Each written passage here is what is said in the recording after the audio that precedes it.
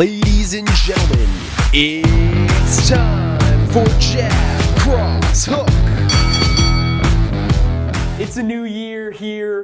2026 has arrived. Welcome back to Jab, Cross, Hook. Carter Masterson joined alongside my good friend Dean Pomeroy here from the Flint Hall Floor 3 Lounge. Dean, the great drought is over. Finally. 6 weeks of no UFC. And we're back this week with a pay-per-view. I guess no longer a pay-per-view for us because it's on Paramount Plus. But I am ready to be back. I'm fired up to have UFC on this weekend. And not to mention, is it just UFC back on? It's a very good card. It is. It's a very good card. It's got, some bangers on there. Few, a fight that's canceled. But, you got a great main event. You got some bangers on the prelims. So it's going to be a fun one to break down. The biggest fight of the card, arguably, is the one that has been canceled, unfortunately. Kayla Harrison versus Amanda Nunes was set to be fought for the bantamweight title. Unfortunately, Kayla Harrison out of that one with a neck injury. It will be rescheduled for this summer. I would love to see that on the UFC White House card.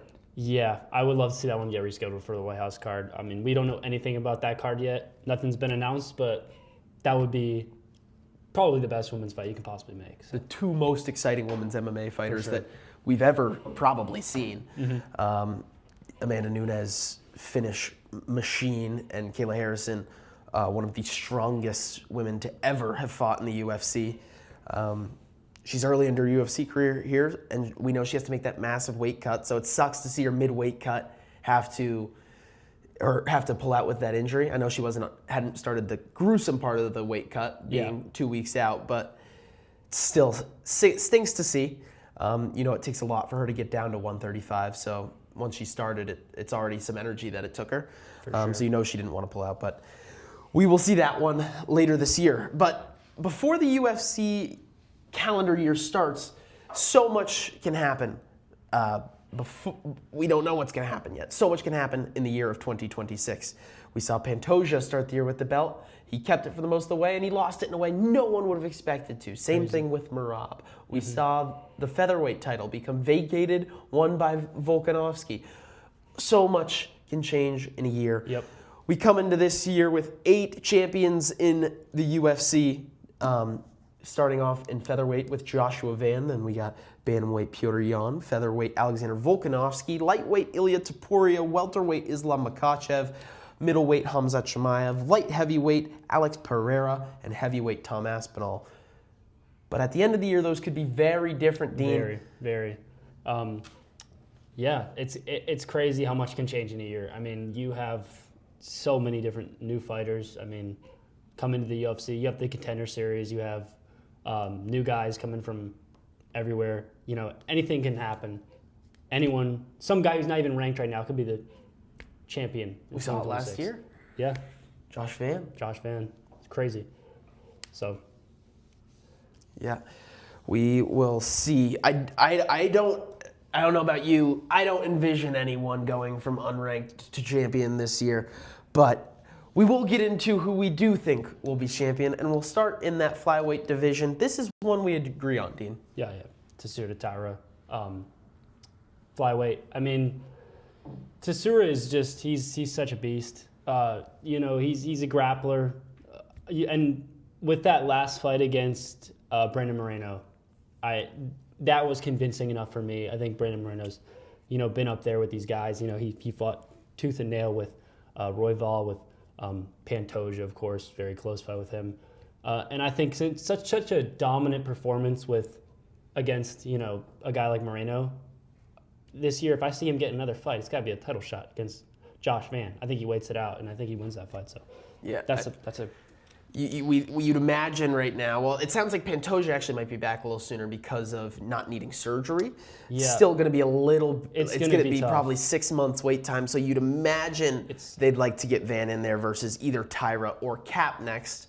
Yes. But I see Cap. I think the UFC knows who they're giving the title shots this year. Who they're giving it to at flyweight this year. It'll be Taira, it'll be Cap, and it'll be Pantoja. Will be the 3 fighters fighting for the title most likely.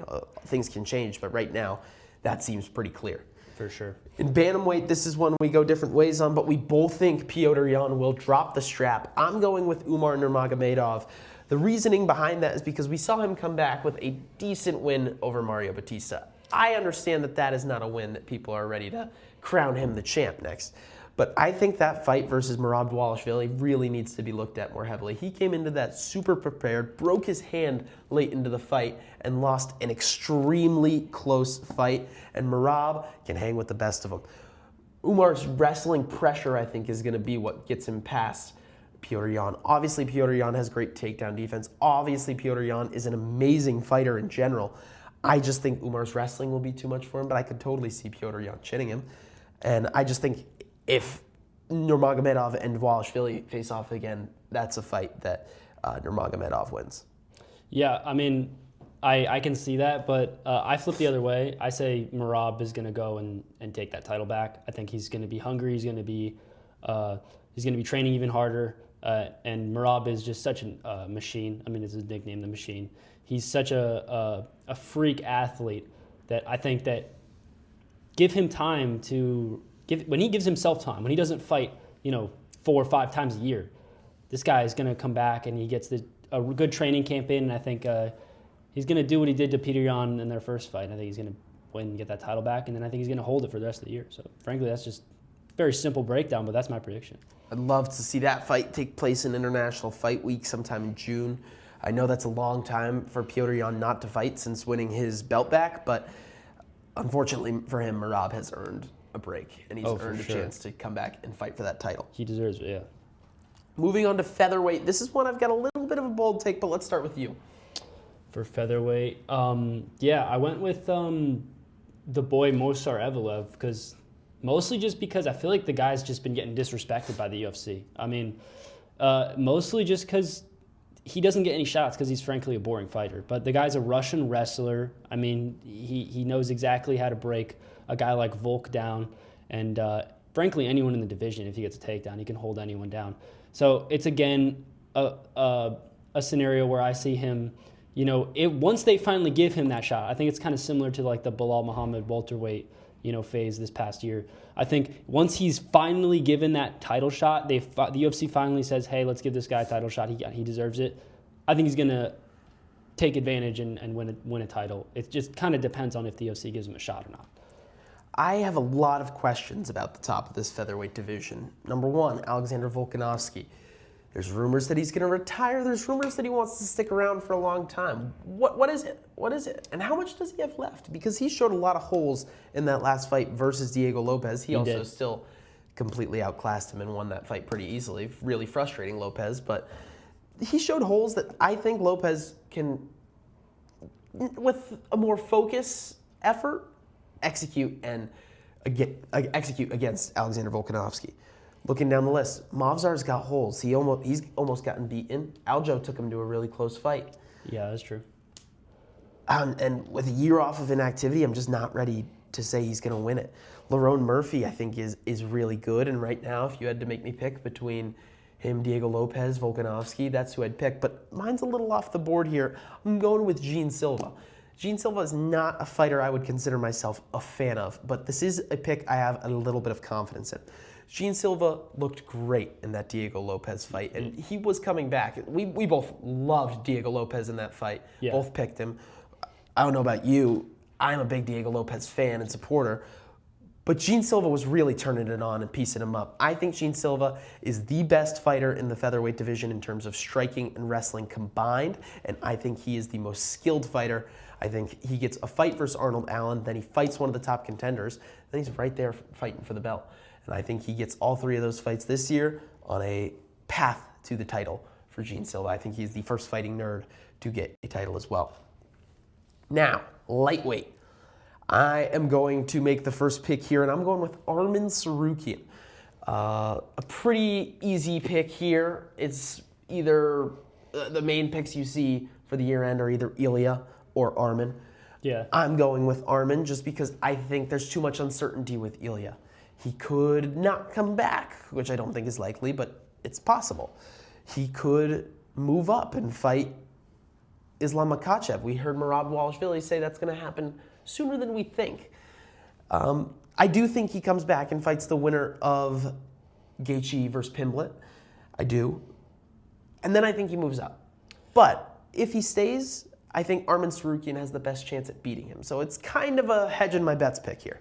Yeah, so I do agree with you on that I think Tsarukyan obviously is the best test for Ilya, mostly just because of the matchup. But I think I'm going with Ilya to stay that lightweight champ for all of 2026. I just do not see this guy getting beaten. The power in his hands are crazy. He knocks everyone out, and it's insane. So, Ilya, a guy like Tsarukyan, when that fight eventually inevitably does happen, I think Sarukyan's a tough test for him, but I think Topuria is going to get it done. I think he has good enough takedown defense. I mean, you saw him fight. He's fought some tough guys in the past that are powerful. Like he's fought Josh Emmett. He's fought some tough guys, and that fight against Oliveira, just knocking him out in under 2 minutes. I mean, it's just crazy. You'd have to be crazy, not to take this guy Ilya to still be the champ in 2026. Yeah, and really the only reason I'm not taking him is because I think he could move up. That's really all. I think he could move up, lose, come back down, and maybe even he still ends the year. I don't think anyone beats him straight up. I would not pick anyone to beat him straight up other than someone we'll get to later. But I'm going with Arman just to be safe. Moving on to welterweight. This is going to be one of the most fun divisions to watch play out this year. Who's your pick? For welterweight, it's just so tough for me. I went with Shavkat just because, you look at what Shavkat's done. His last one, Ian Gary, right? I mean, Ian Gary has shown that he is the second best guy in this division. I mean, you have Islam as the champ right now, absolute. I mean, you could put him in the GOAT conversation for the best fighter of all time, obviously, but with a guy like Shavkat. Well, first of all, Islam's fight against JDM this past, year that happened, Islam obviously undisputedly won that fight. Literally broke JDM down, held him down for the entire fight, completely dominated. So you might think that Shavkat has no chance, but Shavkat is so much more well-rounded than JDM. He's the most well-rounded guy in the entire division. He has good striking, he has good grappling, he has good clinch game. He's tall. He's taller than JDM. He's an absolute beast everywhere the fight goes, and I think he's perfectly well-rounded enough to beat Islam. So I think if that fight does happen, I'm taking Shavkat. And I know it's a crazy pick, but I'm taking Shavkat. I don't think that's a crazy pick, honestly, because Islam's going to be fighting these bigger, stronger guys, and when he fights bigger, stronger guys who know how to get up, it's going to be hard. JDM had nothing for him on the ground. Nothing. He had nothing from the bottom position. If he fights Ian Gary's not going to have nothing. Shavkat's not going to have nothing. Michael Morales is going to be 220 pounds in huge. the ring on fight night. Obviously not that much. I'm exaggerating a little. But he's going to be really big. He definitely won't be 185, 190 pounds like Islam will be. He'll be heavier. So they're just going to be able to get up. So I think there will be tough fights for Islam, but I'm sticking with Islam. I think he's the most skilled fighter in the UFC. I don't think there's a single fighter that beats him. Another bold prediction I have for this year is that he beats Ilia Topuria when Ilia Topuria decides to move up. Of course, that's one thing for Topuria, because Topuria at that point will be a long way from his natural weight class. But yeah, dude. I mean, how tall is Topuria? 5'7"? Yep. That's a tough one. Yeah, but I just hope we get to see that fight. Oh yeah. In Spain, that would just be special. But we will see what happens there. Moving on to middleweight. I've got a guy recapturing a strap here, Dricus du Plessis, and you might say, whoa. We just watched Dricus du Plessis get held down for 24 minutes of a fight versus Khamzat Chimaev. How in the world is he about to become champion again? To that I say, it's a pretty good point. But I think Khamzat Chimaev is moving up. There's way too much talk about him moving up, way too much talk about the weight cut. I know he started at 170, moved up, now at 185. I think this weight cut's going to become too much for him at some point. He's got his eyes set on 205. UFC in the past has never stopped their guys from doing that if they're willing to vacate the belt. I think they should now that they don't need to rely on pay-per-view money anymore, and I think they should focus on making it a true sports organization rather than an entertainment organization as well. But I understand that that's still a big part of this and that they still need to focus on making their money. Yeah. So with that said, I think Khamzat moves up. I'm going with Dricus du Plessis to reclaim the strap. I think he beats Brendan Allen. And then I really don't see how you don't have him in there fighting for a vacant UFC middleweight championship. I think it's got to be, let's assume Fluffy Hernandez beats Sean Strickland. Okay. How do you not do DDP Fluffy Hernandez for the vacant middleweight title? I mean, it's not like DDP didn't have any title defenses. He defended the belt twice, and he ran into an absolute machine in Khamzat Chimaev. So, again, I'm kind of hedging my bets here because I think Khamzat's moving up, but that's my pick. I mean, that's quite the prediction. I mean, like, I just don't know because Khamzat's such an interesting fighter, and, like, he's the kind of guy who fights once a year. And when he does fight once a year, is he that kind of guy that really wants to bulk up to light heavyweight and, like, not stay where he is at middleweight? I really don't know. And I mean, my prediction is Khamzat's just going to stay at middleweight, and he's just such a beast. I just can't see anyone right now beating him. Like, frankly, that's simply all I'm going to say. I mean, Khamzat's just so good. You saw what he did to DDP. DDP is such a muscular middleweight, right? Really strong, really ran through a lot of guys in middleweight. He ran through Sean Strickland, obviously. You know, I don't see anyone right now touching Khamzat. I mean, there's some crazy picks you could even go with, like a Teba Gautier's coming up at middleweight. You know, one of these young guys could come up, you know, sometime, but I think it's going to take more than a year for someone to figure out a hole in Khamzat's game. I agree. So.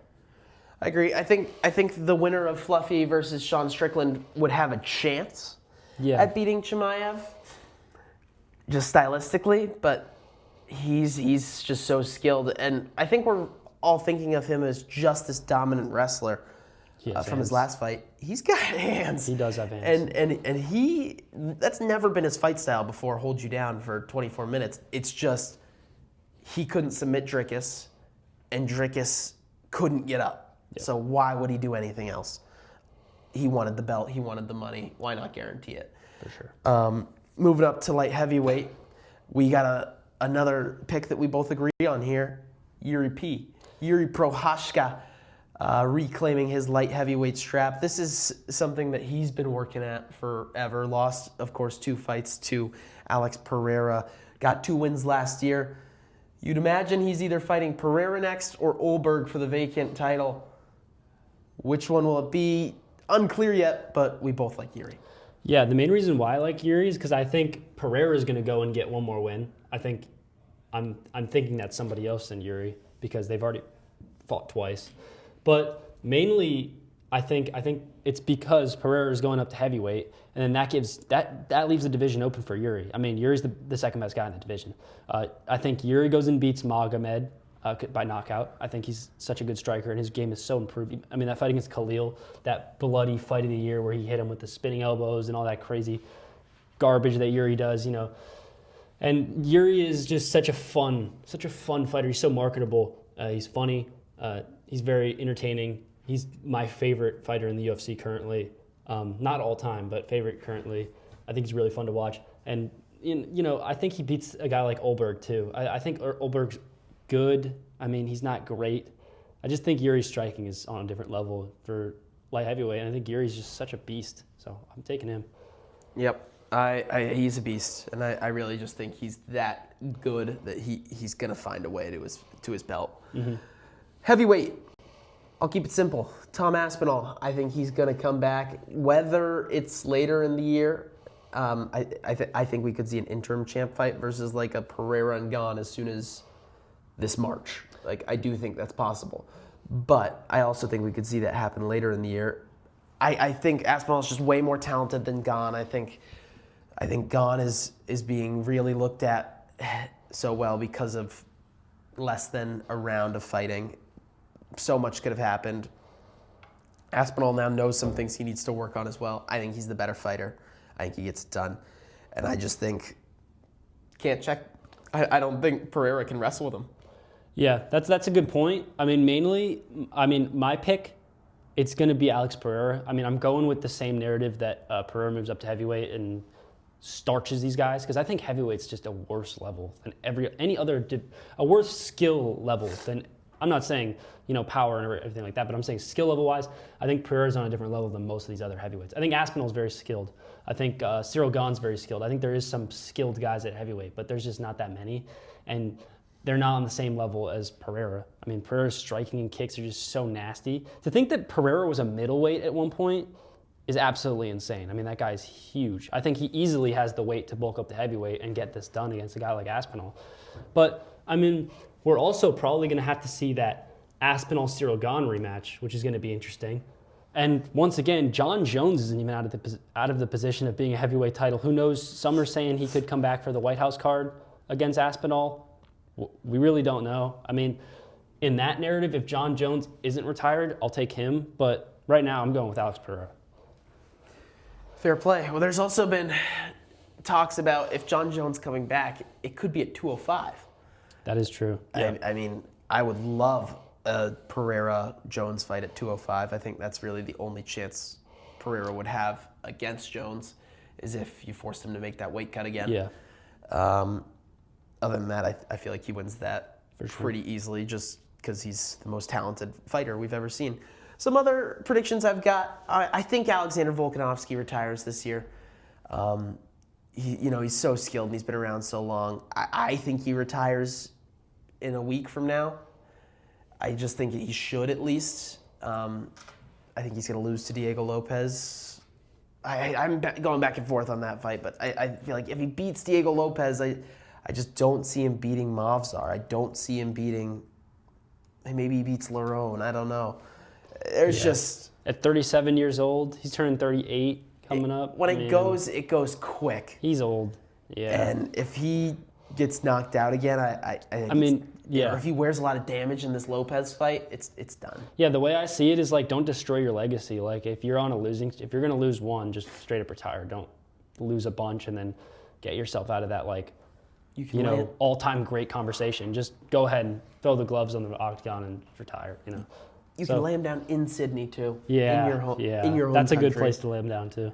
Yep, in front of the home country. My other pick is that I think McGregor and John Jones fight again. Oh, I think first year on Paramount, the UFC wants to get just as much fans as they can over to the subscription service. I think that's a great way to do it. Get them back in the UFC. I think both of them are probably just one and dones if they come back, but I could see McGregor fighting more than once. I'd be shocked if Jones fought more than once. But it kind of feels like Dana White's running out of options for the White House card. Yeah. We heard, I think it was Merab yesterday, say that they won't have Peter Yan versus Merab Dvalishvili on the White House card because Peter Yan's a Russian, which means, does that mean Islam Makhachev's not fighting on the card? Does that mean Umar Nurmagomedov couldn't fight on that card? So there's just too many questions there for me that I think that he's going to need Jones or McGregor for this card to be saved. Yeah. I mean, honestly, I got a hot take of my own. I think the White House card is going to be underwhelming no matter what. I think no matter what you put on there. And honestly, I think there's just no way you can get McGregor. I mean, it's possible. And John Jones, it's possible. But if those two guys don't fight, that White House card is going to be so underwhelming. And the whole goal of the White House card is to get fighters from the U.S. to be on it, right? And I just feel like it's going to be a little underwhelming. I think there's not that many good United States fighters right now in the UFC. You know what I mean? One American champion. I mean, O'Malley's pretty good. You got who do you have at heavyweight right now? You have probably Derek Lewis. You just don't have a lot of good Americans right now. If Lewis wins this week, I guess you could maybe talk about throwing him into a title fight, but I guess he's 40. I don't know. There's just not that many big name Americans that can fight for titles. Yeah, I think unless they want to make a BMF for the heavier divisions and lower divisions, which I guess they could do, but I think it's more likely that they just get rid of the BMF after the Oliveira Holloway fight altogether. Honestly, right now I think the best U.S. fighter is Max Holloway. I mean, Poirier retired, so you don't have him. I got to go Max Holloway, but he's got to be on that card. I don't know who you put on that card that's crazy good. O'Malley's there. I don't know. It's going to be interesting to see that whole thing unfold.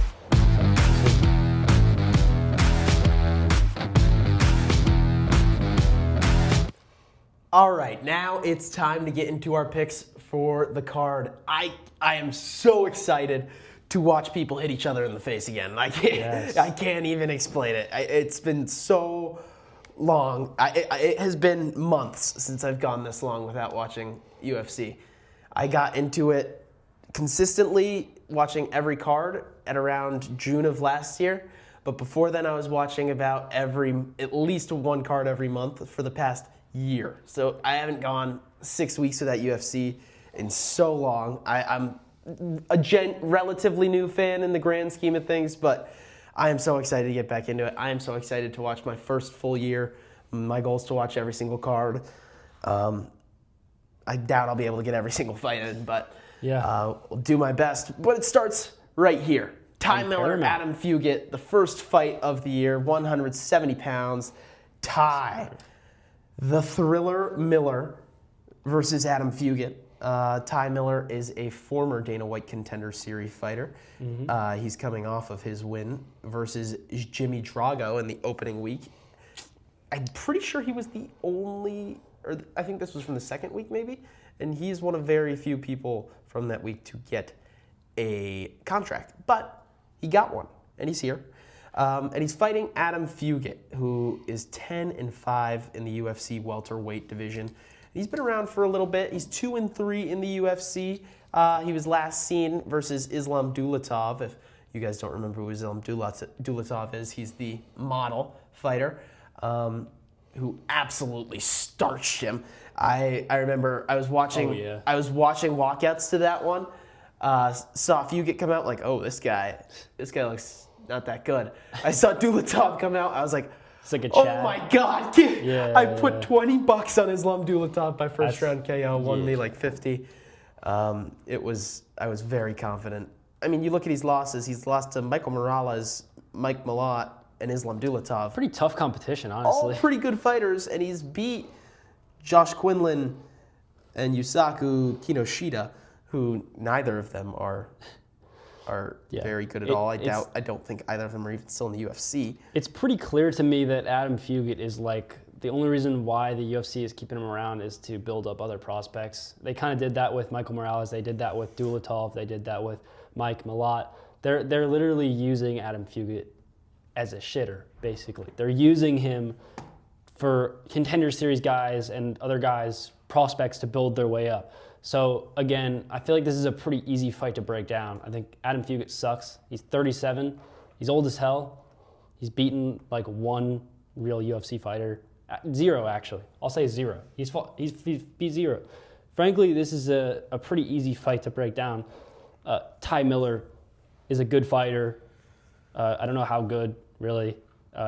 This fight will be he's 25. Ty Miller's 25 years old, fresh off the Contender Series. His first UFC fight. Let's see what he has to show, Let's see how he does against a pretty bad competition and build his way up to something tougher, So I think he gets a win here. I got no clue. This will be a fight that I'm not going to touch. I'm not touching this. I'm not going to even look at this one. But I'm going to pick Ty Miller very unconfidently. You look at Fugit, I know he's not great, but the only guys he's lost to are legit. You're right about that. They are tough. Dulatov, we think, is pretty damn good. Dulatov's very good. Malott's proven. Morales is obviously undefeated at 19-0. Although he was briefly 20-1, back to 19-0. Little typology drama over the UFC break. Just had to get the people talking. Yeah. I'm going to pick Ty Miller. The only thing you could really go off of is the split decision against Josh Quinlan. I think that says it all. Josh Quinlan is horrible. He got cut from the UFC and lost every fight. And if you're going to a split decision with that guy, you blow. He blows. There's nothing more to say. Decent in his Dana White Contender Series. It was enough for Dana to give him the contract. I thought he looked pretty solid. I'm gonna pick him based off that. Yeah. I don't think Ty Miller's this Me neither. sick prospect, but I think he's good enough to get this win. Yeah, for sure. Moving on, two more Americans. It's all Americans on the prelims. Cameron Smotherman versus Ricky Tercios. Cameron, the baby-faced killer. Smotherman comes to this one 12-6. Ricky Turcios 12-5. What say you, Dean? So this one's a little bit tougher for me, obviously, than the last fight. I really think that, Ricky Turcios isn't great. He lost to, he has, 2 straight losses right now. He hasn't won a fight since 2022. That's 4 years now. It's 2026 now. That's 4 years ago. I mean, and his 2 wins in the past,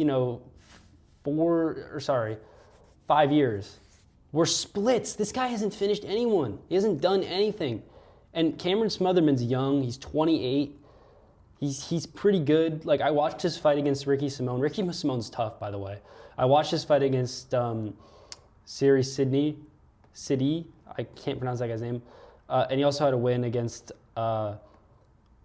Jake Hadley, who I think Jake Hadley's actually pretty good. So I'll take Cameron Smotherman here. He's younger. He's only getting better. He's entering his prime. He's 28. Ricky Turcios, he just sucks. So, but I actually do think it's a close fight. I think this is a close fight. I think I'm going to take Smotherman by decision. But I do think that neither of these guys are very good, to be honest. None of these guys are going to go anywhere. I think they're both going to be unranked. But Turcios is just worse. So I'll take Smotherman by decision. Back-to-back fights to start off the card. I know I said I was excited for it to be back, but I'm taking my hands off the wheel for these. For sure. Not getting anywhere close. I think both of these guys just stink. I think the winner goes home, or the loser goes home. Yeah, gets cut, yeah.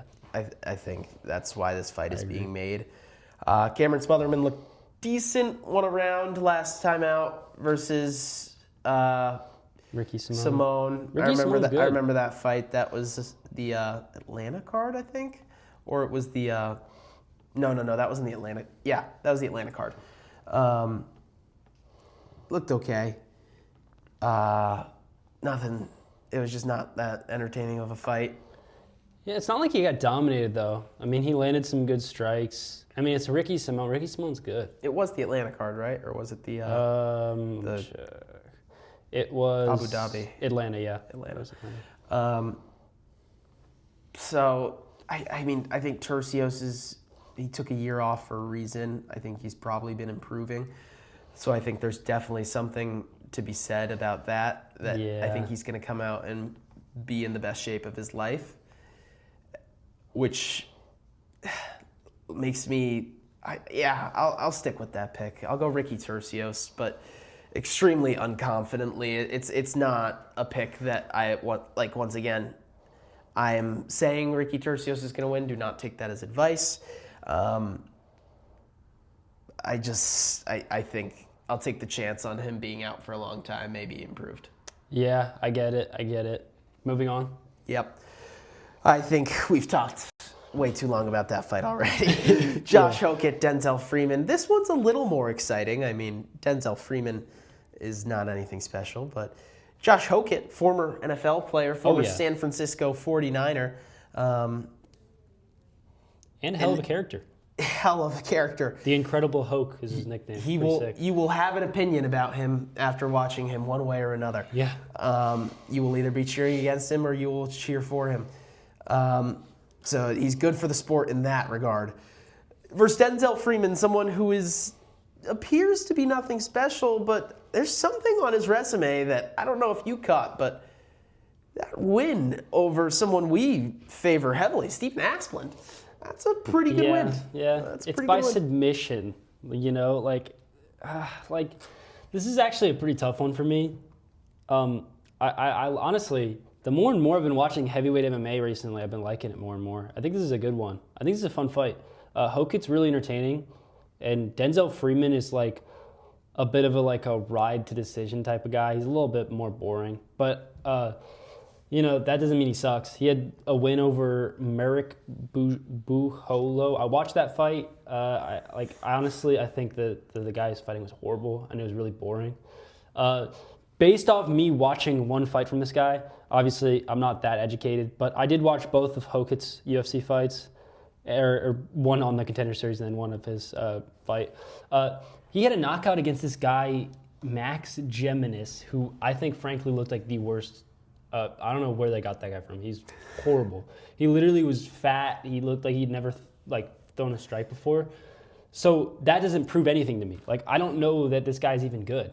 I did watch his Contender Series fight, and that kind of convinced me. Like, that win over that big 6'1" guy. Uriel. Yeah. Like, He ragdolled him. yeah, he ragdolled him. That is enough for me to slightly edge myself to take Josh Hokett. Pause. I don't know why I said edge. I take Josh Hokett just because of the knockout on the Contender Series. And I also think Freeman is just a little bit slower. Mm-hmm. So I'll take Hokett by knockout. That's my pick. I'm taking Hokett as well. Okay. I think Denzel Freeman is a fat heavyweight who he's honestly not that like in terms of the fat heavyweights we got. He's in decent shape, but I think Freeman's just less skilled. I think Hokett is super athletic. I think he's absolutely jacked as well. I think he's just going to bring the fight to Denzel Freeman and force him into a firefight, which I don't think Denzel Freeman's comfortable with, and I think Hokett shins him in the first round. I could see this fight going either way because I do think Denzel Freeman's not terrible. Mm-hmm. But I just think stylistically Hokett takes this one. I agree. Moving on to the next one. This one's kind of an exciting one. I'm actually quite excited for this fight. Michael Johnson versus Alexander Hernandez. Last time out, Michael Johnson cashed as a massive underdog. He did. It was crazy. It was insane. There was 2 fights on that card that were just absolutely insane. Plus 555 versus Daniel Zellhuber. It was him and Daniel Rodriguez, who was at around plus 650 versus I couldn't Kevin have Holland. predicted that one, dude. I think I had Zellhuber in that fight. I'm pretty sure I had a bet on Zellhuber. I had a bet on Zellhuber. The Daniel Rodriguez fight, I stayed away from Kevin Holland because why would you ever bet on Kevin Holland at minus 650? It's just not worth the risk. Yeah. And of course, I was proven right. I probably should have sprinkled, but it's okay. You live and you learn. But Michael Johnson looked good, and Zellhuber was a prospect that a lot of people held in the high regard. Alexander Hernandez kind of having a career resurgence right now. He really this guy's is. been around for a long time, and all of a sudden he feels like this new prospect again. He's 10-7, and he's got some quite impressive wins. The Great Ape. He lost in the middle of his career. He of course had that famous loss to Donald Cowboy Cerrone, where he was talking the talk and then did not walk the walk, got absolutely smoked out by the legend. And since then, he was a little bit of a win-loss fighter, lost to Drew Dober, Thiago Moises, Renato Moicano, Billy Carantillo, beat Jim Miller, that's a pretty good fight. But he missed weight early in 2024 and was on his way to being cut. But since then, he beat Austin Hubbard, Kurt Holloway, Chase Hooper, and Diego Ferreira, all back-to-back-to-back. Split decision, unanimous decision, and 2 finishes. That Chase Hooper fight is one. He was a large underdog. I picked him in that one at plus 315, paid off. Now he comes to this one versus Michael Johnson. This is a fight I feel very strongly about. I think Alexander Hernandez wins this one. I think Hernandez is on fire. He's having career resurgence. I also think Michael Johnson's a cool story. 39, 24, and 19. He's been around for 31 UFC fights, but he's almost 500 in the UFC. He's a definition of win-loss fighter. He's won 2 in a row. Last one was he's won 3 in a row. I can't see him winning 4 in a row. I cannot see it. And also, it's simply I'm going to agree with you on this. I'm going to take Alexander Hernandez. This is one I would be willing to bet. I would mainly just take him to win. I don't know the exact way of winning, but I think he could knock him out. I think he could go decision. But, Michael Johnson is nearing 40. Like, that's the territory where you're old. And it's not like it's a 4-year-old that has, like, no fights and hasn't gotten his chin cracked before. This guy has gotten, like, punched in the face bad. Like, I don't know if you've ever seen his fight against Justin Gaethje, Michael Johnson and Justin Gaethje. Like, dude, he was eating shots from Gaethje, and they were throwing into each other. But, like, Michael Johnson has a weak chin, quite frankly, and Alexander Hernandez doesn't, and he's 32. And on, resurging his career, like you said, he has 4 straight wins. And they're all good fighters, too. I know maybe Austin Hubbard isn't great, but Kurt Holloway, I actually like him. I think he's a good fighter. Mm-hmm. And, Chase Hooper, really good grappler, knocked him out cleanly. That fight was over. Some people say it was a bad stoppage because there was 2 seconds left in the round, but I mean, it's whatever. I think he would have won anyways. And then you have Diego Ferreira, who's also very good, who's kind of old. So I kind of see it like going similarly. I think Hernandez finds a way to finish him. I think Hernandez is better. He's younger. He's coming up. That's all you got to say. Yeah, I think that this could go a lot of ways. He's only got 2 submission wins in his career, but this is the reason I'm not going to bet him by any method of victory, because I think it could be any 3. I could very well see him tag Michael Johnson and then follow him to the ground and just grab his neck. Yeah, for sure. If he gets him hurt. But I do think it's most likely Hernandez by around 2 or 3 KO. Mm-hmm. I just think he wears down Johnson. He's too smart. He's not going to go in there, bomb him, and get himself in trouble. But I just think he'll be able to keep up the pressure the entire time, and I just don't think Johnson's the same fighter.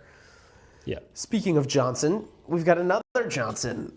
Charles Johnson versus Alex Perez. Charles Johnson, Inner G, coming off of a pretty good win versus Lonier Kavanaugh, one where he was an underdog.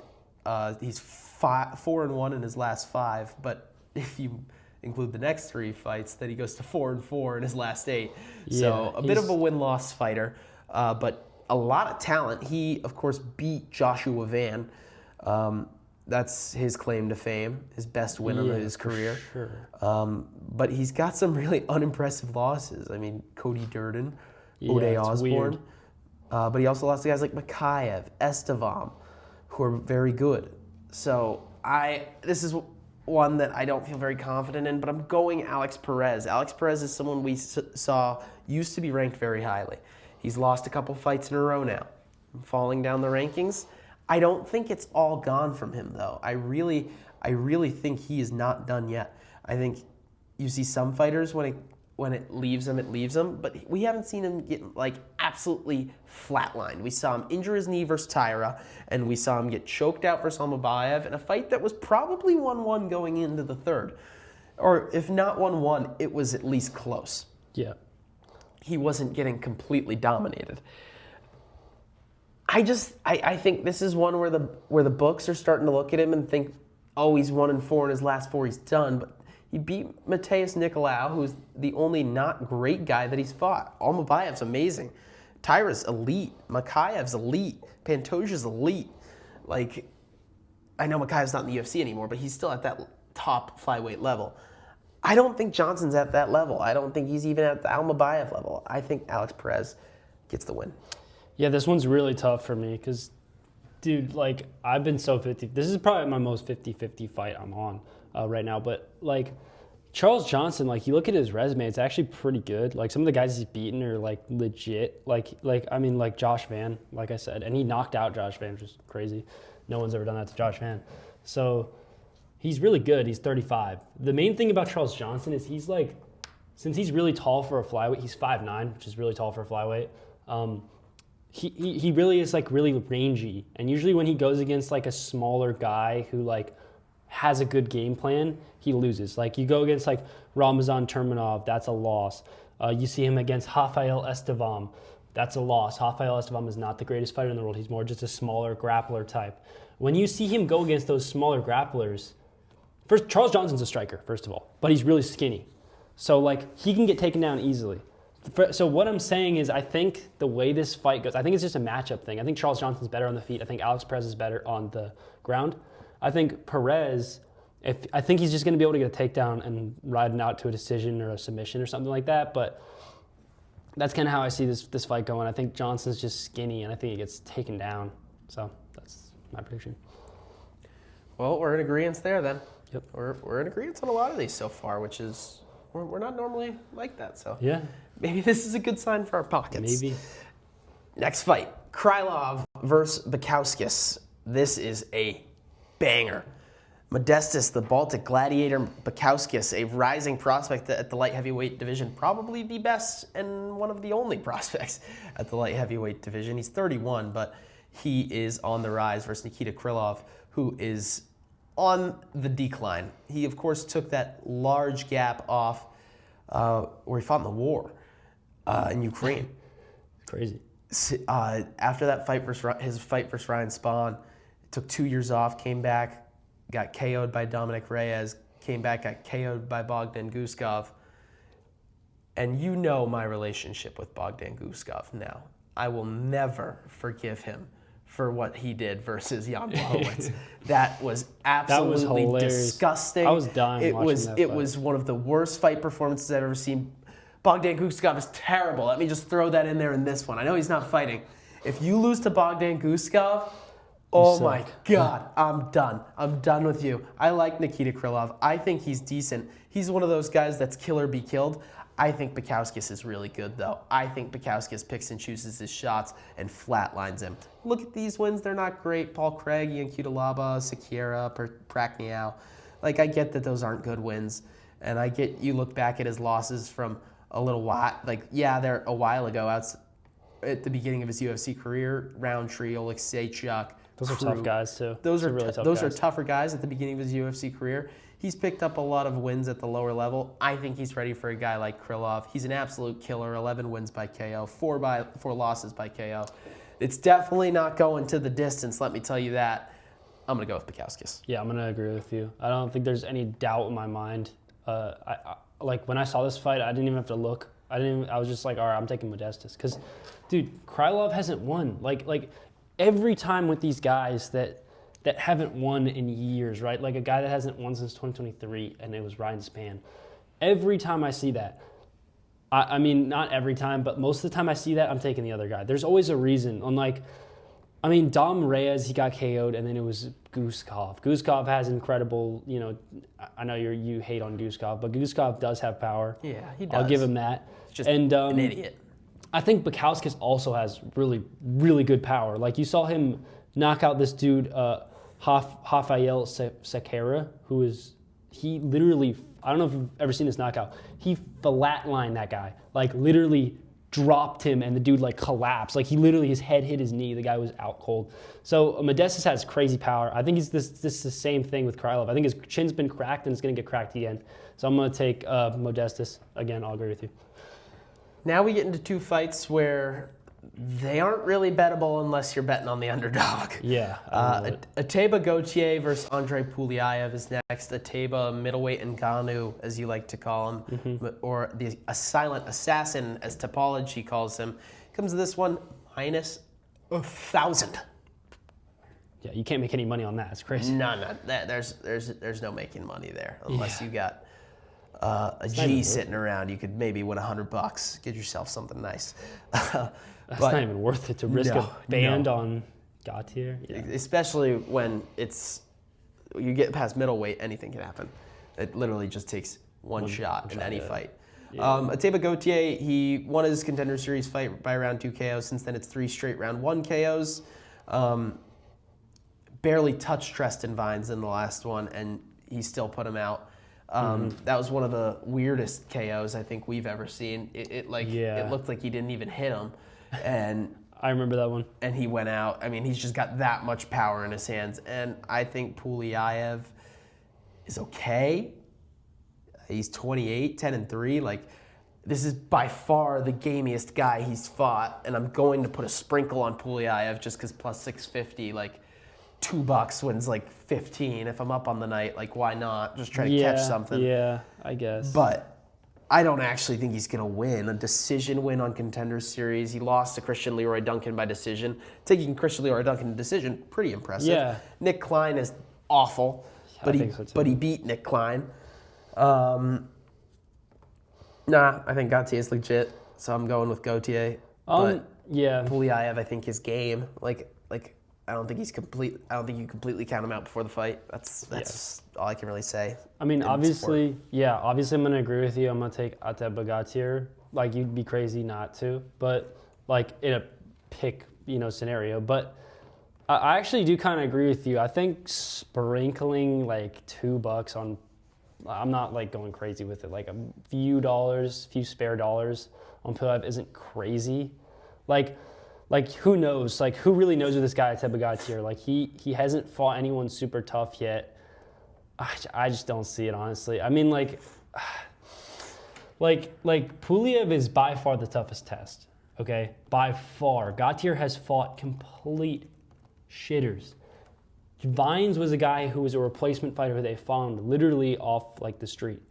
Valentin sucks. Robert Valentin, the other guy he knocked out, literally lost a decision to Torres Finney, a 5 foot. How small is Torres? Isn't Torres Finney the blocky guy? Yeah. 5'8", dude, a 5'8" middleweight. That guy sucks. And then Jose Medina also is straight up horrible, like horrible. So it is an interesting fight because Pulev is obviously the toughest guy Gatier's had to face. So I can understand sprinkling a little. Like who knows? Maybe a Teba Gatier has no idea how to deal with adversity, and he gets hit with one shot and he just covers up and is done. Like we really don't know. Like that's the thing. So obviously I'm going to take a Teba Gatier. I don't think he's that kind of guy. I think he looks pretty tough and he looks shredded and has good stamina, I think. But it is always a crack of a possibility that Pulev just somehow, figures him out. So who knows? I'll take Gatier though. Yep. Moving on to a similar fight, Umar Nurmagomedov versus Davison Figueiredo. Figueiredo coming off a win versus Montel Jackson. Split decision victory that probably should have even been a split decision. He won that fight. Yeah, he did. But he came into that one as an underdog. Montel Jackson was ranked at the time, not anymore. Yeah. Umar Nurmagomedov comes in this one off of a win as well. Of course, that win we mentioned earlier in the episode where he took down the beloved Mario Bautista. Mm-hmm. He showed holes in his game. He got hit with some shots there. Was it Bautista? He ate a knee from Bautista, he right? Did, I think. That really looked like it did some damage, but he ate it. I mean, it's Umar for me. He's minus 1,600. That's insane. That is crazy. I don't even think Figgy's got a chance. He got 50-45 by Piotr Jan. And then blew out his knee versus Sandhagen. He got destroyed by Sandhagen. He's getting destroyed anyways. Yeah, he was going to get knocked out before the third round was over, but blew it out his knee in the second round. Yeah. I just don't understand the point of this fight. Like, what does this fight do for Umar? Like, I just don't know why this is even a fight. Like, I think it's just to get a win under his belt. I guess to get him to 20-1. I don't know. I don't think there's anything else to say. Umar's like so much better, and Figgy's like washed. Like, genuinely washed. I don't even think he looked good in the Montel Jackson fight. I don't think Montel Jackson's good at all. And he almost, he probably took a round. Montel took a round from him. If Montel Jackson is taking a round from you, you're not beating Umar Nurmagomedov. That's kind of it. So I'll take Umar. The odds aren't out yet, but I'm going to be taking Umar by finish. Yeah, you could take him by finish to make some money. Who knows? Because I don't think there's a chance he doesn't finish him. Like, I think honestly, trying to play a little eyes of the matchmaker here, I think that's why this fight was scheduled. I think Umar needs. They're trying to get Umar I think they want Umar to come earn this. I think he needs to come out, get a finish Statement for his highlight reel, stay active. Yeah. While the belt still needs to be won. I like that.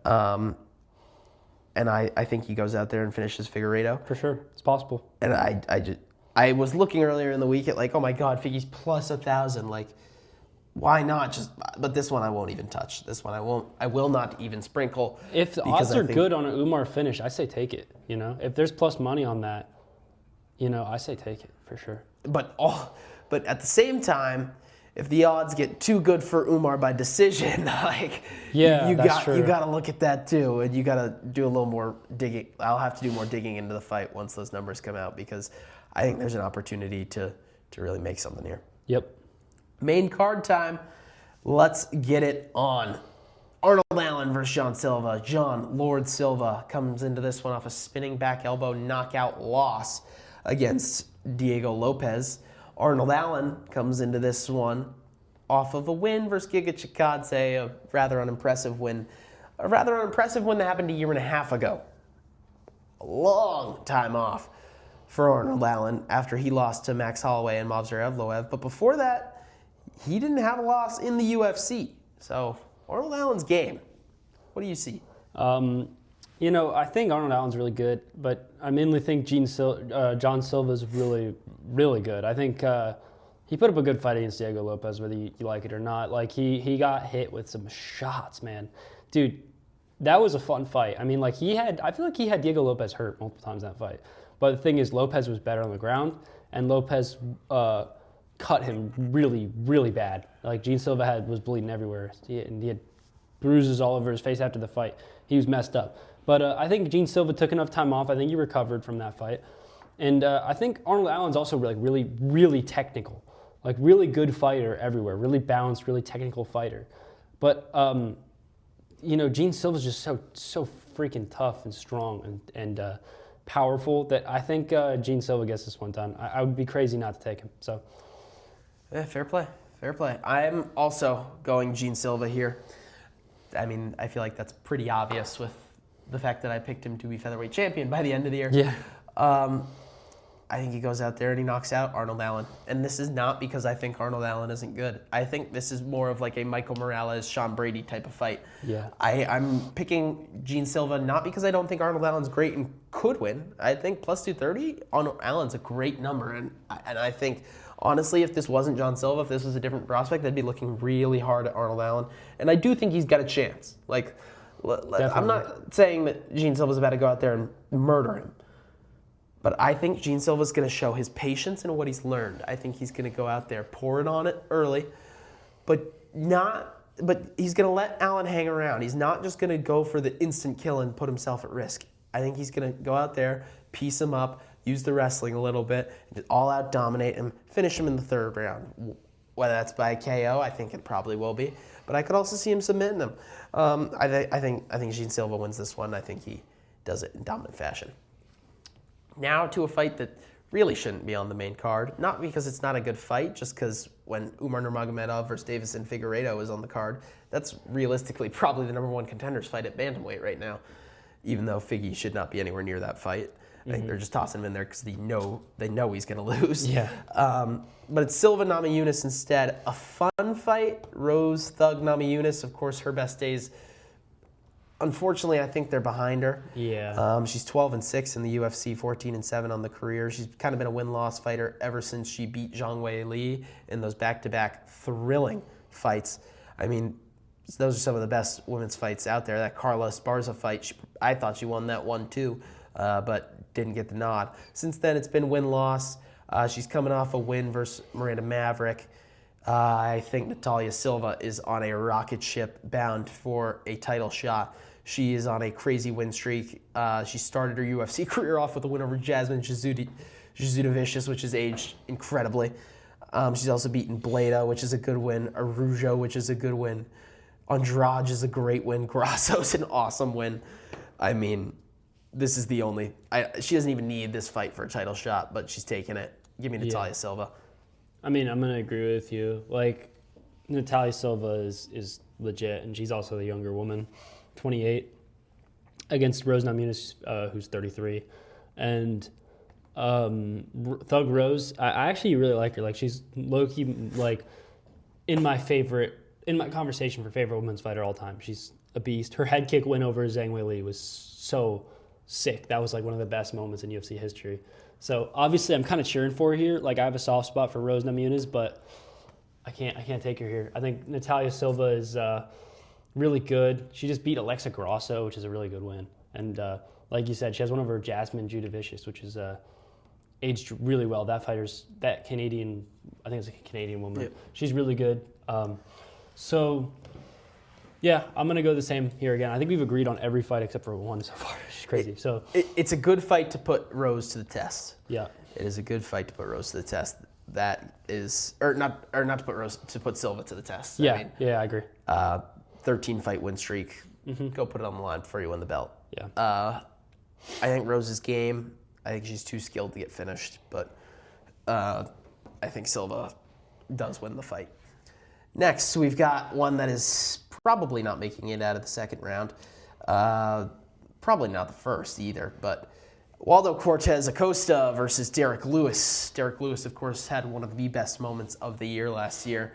My second favorite moment, only behind the Alex Pereira knockout win. It was, of course, the one we're talking about, the 35-second knockout win over Taliesin Teixeira. A little bit of a questionable stoppage, but Teixeira also did entirely climb up the fence, so I get it. Waldo Cortez Acosta, is one of the best prospects in this heavyweight division, probably the best prospect in the heavyweight division. His only loss was to Pavlovich, where he took a round off of him. His other wins, of course, he had that crazy fight, which I feel bad for even bringing it up to you. Oh, bro. But Don't even get me his started. crazy fight versus Ante Delija, I hate that. where he knocked him out, but it was an eye poke, gets back up 30 seconds later, Delija is out like a light. And then he just went out there and killed Shamil Gaziev. I think he's really good. This is a tough test. And I'm gonna take the glasses off and be real here for a second. I don't think Derek Lewis is gonna win this fight. Me neither. I really want to pick Derek Lewis. I have him written down. I've got him in some of my bets. I really want to bet him. I can't do it. I just keep thinking about it. I can't bet. I can't pick him. And it pains me. But Yeah. give me Waldo Cortez Acosta. Maybe it's by like a decision or something, but I don't know. Dude, as much as I want Derek Lewis to win, I want him to take his pants off. I want him to say that his balls are hot and like retire and get like an absolute badass win to retire. I cannot take him either. Like he's still Derek Lewis. He still has that like insane power at all times, but he's 40, bro. It's not the same Derek Lewis. And like the other thing is I saw a video recently of like, or literally I saw a video today, some video of Derek Lewis saying he's like taking some peptides, you know, like the Chinese drug like you stick in your ass that makes you beautiful. Like that's what he was saying. He was taking peptides. If this guy's taking peptides, he's got to be feeling the age. You know what I mean? Like there's something going on. So I think Derek Lewis is just old. Like I think prime Derek Lewis wins this fight. You know, prime Derek Lewis, bang, overhand knocks him out and then goes crazy. But Cortez Acosta, as much as I like want to hate on the guy, he's actually pretty good. His win against Delija, which pains me a lot, like he beat Delija by knockout, and that was all fair. Like as much as I want to hate on it, he literally was eye poking. Delija was eye poking the shit out of Waldo Cortez Acosta. He kept poking him. He was being dirty, and Cortez ended up knocking him out anyways. He knocked him out as he was getting eye poked. I mean, it was garbage. Cortez Acosta deserved that win. That was a really good win. And then he had his knockout over Gaziev where he was kind of just piecing him up and backing up, and he was letting himself get backed up, but he was piecing him up. So I got to take Waldo here. I think he's really good. So there you go. Next fight. This one I'm super excited about. I am laying the farm on the Sugar Show. Okay. Sean O'Malley. I am a massive Sean O'Malley fan. He's my favorite fighter in the UFC, probably. And I didn't used to like him that much. It's been since his losses, actually, that I've come to like him more. I think he's really gotten humble, or significantly humbler, since his 2 losses to Merab Dvalishvili. He got dominated, and he knows it. And Yeah, he did. I think he understands that he really needs to win this fight. A loss here would be terrible for his career. And I think that there's a little bit of extra value being placed on O'Malley here because of those 2 losses. And people are doubting him a little bit. But you look at Song Yadong, who has this guy beat? Who has this guy beat? You got to go a long ways back. I mean, 5 years ago he beat Chito Vera. Lost to Kyler Phillips, though. Beat Marlon Moraes, a old Marlon Moraes. Lost to Sandhagen. He beat Ricky Simone in a main event when Simone was ranked. I guess that's okay, but we've seen Simone play out. Simone's mid. He's okay. He's not going to be anything more than around that bottom top 15 unranked range. Yeah. Chris Gutierrez, who? I mean, I guess you could say his best feat was winning a round against Peter Yan. He went 29-28 against Peter Yan, but lost. But, I mean, he was close in that fight. Yeah, but also, how much of that is Petr Yan taking a round off? Like, Yeah. we know Petr Yan loses the first round. That's what he does. Yeah, that's true. And then he beat Cejudo. That's just an ultimately unimpressive win. I Yeah, I agree. was I basically agree. Cejudo hasn't tried in a long time, and Cejudo that Cejudo fight looked- literally should have been called off early. It should not have yeah. been a win for him, for Song Yadong. It should have been a no contest. He was eye poking him, right? Was that what it was? Yeah, and they had the fight keep going to where Cejudo couldn't continue and the fight would go final. It was weird, really weird. I think Song wears too much damage. I think Sean is going to be able to keep him at distance and piece him up. He's got really no wrestling threat to worry about. Last time Song Yadong submitted someone was his UFC debut, and it was a front choke.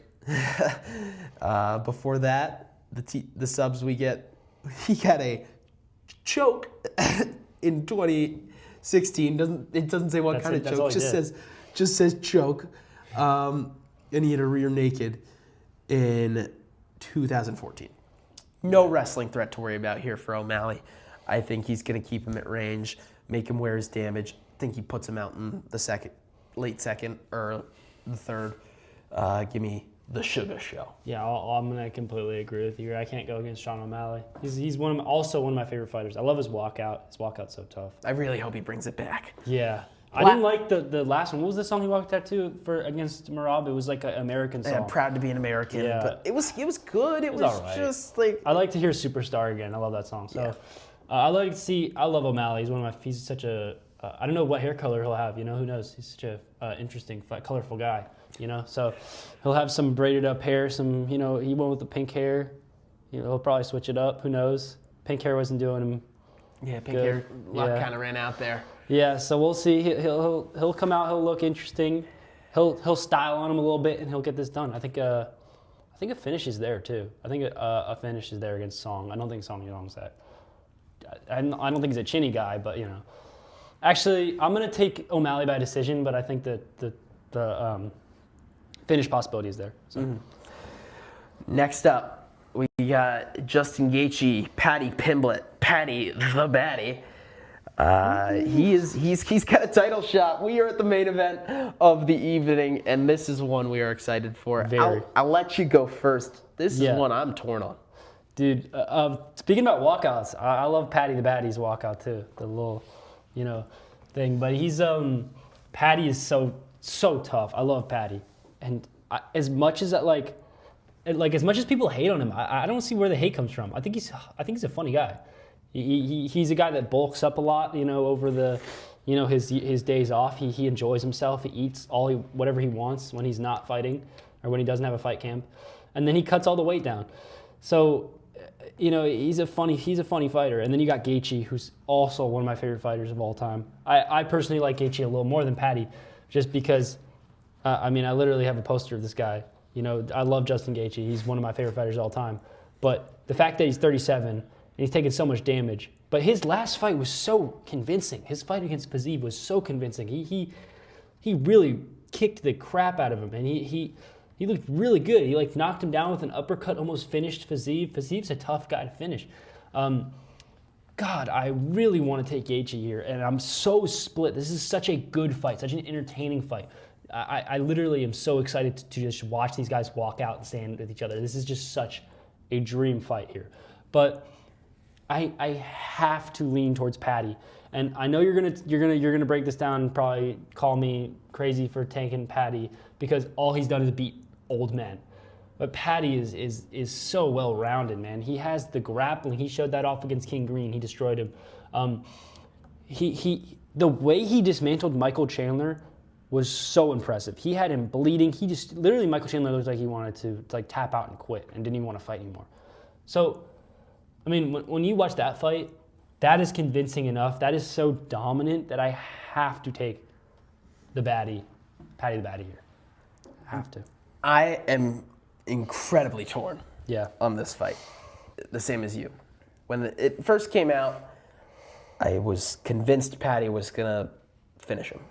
Mm-hmm. Now, the more I think about it, I really think Gaethje's game. And I'm not sure. I'm really not sure. This is probably a fight I won't bet on, just because I'm really excited to watch it. I will do a little more research to see if I can get a better read later in the week. But from what I've gathered so far, Paddy Pimblett is incredibly talented. Mm-hmm. He is younger. He is faster. Paddy Pimblett has more skills. He is really good at utilizing his ground game to not only wrestle, but to advance position, to attack chokes, to attack ground and pound, which is probably his favorite. Mm-hmm. His ground game is elite. Very. It is elite. The way he utilizes it with his striking and his speed, but also there's a lot of holes in his resume. That Jared Gordon fight, I don't think he won it. Yeah. The Jordan Levitt fight, Luigi Vendramini fight, he looked a little questionable at times. That Michael Chandler fight, he didn't look questionable for a second. Not at all. That's his last fight, man. That Michael Chandler fight, he looked like a superstar. That Michael Chandler fight, he looked so much different from any other version of Paddy Pimblett that I am going with Paddy Pimblett. Michael Chandler, before that fight versus Pimblett, had taken a lot of losses. In fact, he's 2-5 in the UFC, and his last one was versus Tony Ferguson. Yeah. But, and this is a big but, Yeah. those losses never looked like that. Not once. Just 4 months earlier, he had lost to Charles Oliveira in a very competitive fight. Yeah. Was it probably 49-46 Oliveira? Yes, but still, he was standing there striking with him, getting up, and that's Charles Oliveira, man. Dustin Poirier, he got knocked out, or he got submitted in round 3, but he looked good. He was trading with him, he was standing with him, and Paddy Pimblett made him look little. I think Paddy Pimblett's going to be too small. I think his ground game's going to be too good. But I do think Gaethje's going to be able to get up a few times. And Gaethje's going to get into the pocket, and he's going to crack Paddy with shots that he's never been hit with before. Yes, I agree. This is by far Paddy's toughest fight. This is going to be a war. No matter what, I know it's going to be a war. I just think Gaethje falls first. So I have one thing to say about this fight. So Gaethje, the other thing is that I could make a claim, the more and more I think about it, I want to take Gaethje almost. Because, his fight against Max Holloway, the one where he got knocked out with 1 second left. Number one, that was a really good fight. Number two, that's aged really well because Max Holloway is incredible. And we already know how good he is. But the thing about that fight is, if you watch that fight through and through, what happened was, I think it was the end of round 1 or round 2. Literally, Justin Gaethje broke his nose. He fought Max Holloway with a broken nose for the entire a 5-round fight and almost won. That's how good Justin Gaethje is. He has been incredible in his last 4 fights. The win against Fiziev, he was right there with Holloway. The win against Poirier is a crazy knockout. To knock out Poirier is crazy. I mean, that's something Islam Makhachev, couldn't even do that early. And then, of course, another win against Fiziev. He's really good. It's just so tough, but I have to side with Paddy here just because of the well-roundedness. But there is definitely an argument to take Gaethje. So I wanted to see it for both. I wanted to say it for both sides there, but No, there's totally an argument for Gaethje, man. I mean, yeah, he looked really dominant versus Fiziev. I get Fiziev's not the greatest, but he looked dominant. And yeah, that win over Poirier it's a good win. It's a good win. Mm-hmm. But you look at these times. For me, it's a combination of two things. One, Paddy's not afraid to get hit by shots. He's not. He's going to wear shots and get inside, and maybe Gaethje hits him with something he's never been hit with before. And Gaethje's not afraid to take a shot. We can say that. Yeah, for sure. Which is why this fight's going to be an absolute war. But I mean, you look at Max Holloway had the speed advantage, and Max Holloway dominated that fight. He did, but it was 49-46 or 50-45. I do think that if that wasn't a knockout. I do think that fight is a different fight if Gaethje doesn't break his nose. I think that killed him. I think maybe you look at him in the corner and he's messing with his nose, and they're I think it was his nose, right? Something got messed up in his there was 1 second left. I can't remember if it was the first or second round. And it was something a knee or an elbow that just cracked him right in the nose, and it messed him up, man. And he was doing well before that, but I think there's a claim there that he could have beaten Holloway if that didn't happen. I mean, there is a claim. I know it's a little far-fetched, but that would be the argument I would go with if I wanted to take Gaethje, And the thing about Gaethje is he does not care. He will eat shots. Patty will hit him with a 1-2 and he will still get in there and get in and touch him. If Patty can't eat a shot, he's done. We've seen he can eat shots. These are going to be shots we've never seen him eat before, though. Gaethje, yeah. I'm taking the guy that has shown he's faster, has shown he can use wrestling against the guy who struggles against wrestling, and the guy who's taken way less damage in his career. I just think there's too much working against Gaethje. I think he's got a chance. I really do. I do too. Yeah. But I just think there's too much working against him. I'm taking Paddy Pimblett. I'm going to agree. I'm going to take Patty as well. All right. That's it for our picks from episode 1. We'll get into our bets, and we'll get you out of here. Starting off with our Feeling Frisky. You need them by a method of victory round. Who is your pick? Of course, odds are not out for this for everything but the main card yet, but we'll do our best. Yeah, these are just things to look into. I have Ateba Gautier by knockout in round 2. I mean, I think I said it before, powerful. Francis Ngannou at middleweight is what I'd call him. That's my pick. Yeah, I think Puliaev is game, but I think that gameness is going to get him to the second round and then get him. I'm guessing you'll probably be able to get that at around 350 plus 350. Yeah. Mine's going to be John Silva by KO in round 3 at plus 1100. I think Silva's going to be patient, work a lot of the aspects of his game, show levels, and finish him late, kind of like what he did to Bryce Mitchell.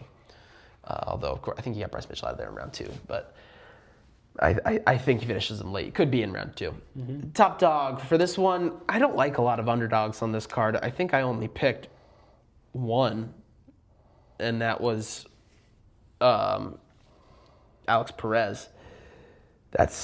So I don't want to steal your thunder.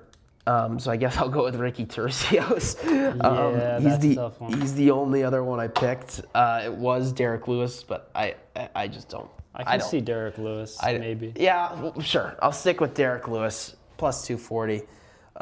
He's got life, but I don't really think he wins. I just don't think there's a lot of value in terms of underdogs on this card. Yeah, I'll take, for mine, I took Alex Perez. I think Johnson's a little bit 50-50, so that's why I'm going to take him for the dog. For Bankroll Builder, my favorite play, I kind of talked myself into Pimblett by finish there at the end, I'm not going to lie. But before this, I'd said just Silva by KO, so I'll just stick with that. Give me John Silva by KO, plus 170. Yeah, I went with the same fighter I had for my Feeling Frisky. I went with Gautier by KO again. I imagine that'll come in around plus 150. Or around, not great odds. Not plus 150. Probably around minus 200. Yeah. I guess. Not very far-fetched there. Yeah. And for the Get Rich Quick scheme of the week, I got Josh Hokett in there, Alexander Hernandez, Modestas Bukowskis, O'Malley by KO, and Silva by KO. It's around plus 8,000. I like that. That's actually really good odds considering all of those. I actually switched mine up a little bit for my Get Rich Quick. I have Ateba, Gautier, Umar. That doesn't give you anything. That's still minus money. You have Gene Silva, who's also favored, Waldo, and then I threw one more in there, threw in Alexander Hernandez for the best odds. So it'll get you around plus 200. So you got to put a little on that, but yeah, it's 5 heavy favorites, and if you really feel that confident about them winning, I do. I think I think those are probably the 5 that feel the most comfortable to me. Yeah. Well, that will do it here for our first show of 2026. We will start getting to you 2 times a week with a recap show and a preview show. But for now, I'm Carter Masterson, joined alongside by Dean Pomeroy, and we will see you next week. Have a good one. Enjoy the fights. Enjoy.